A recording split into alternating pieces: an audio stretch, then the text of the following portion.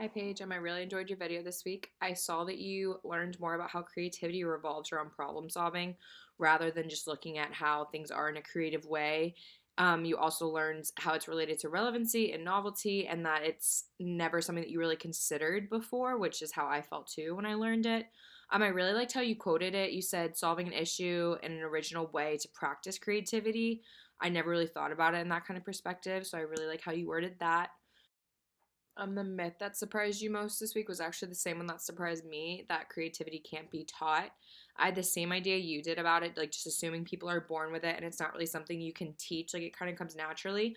But that was when I thought creativity was about like artistic skills and stuff, not always about problem solving.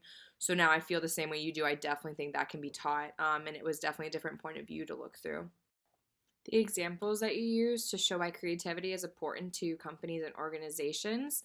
My favorite one that you said was that you mentioned that was workers needing to evolve as designers.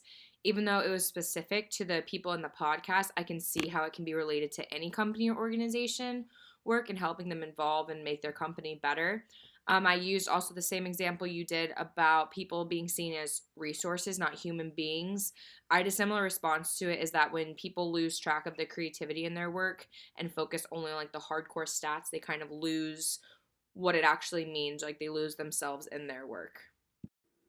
I really like the real world example that you used of the newly hired employee coming in and as a new executive role and overseeing all the digital communications for a company.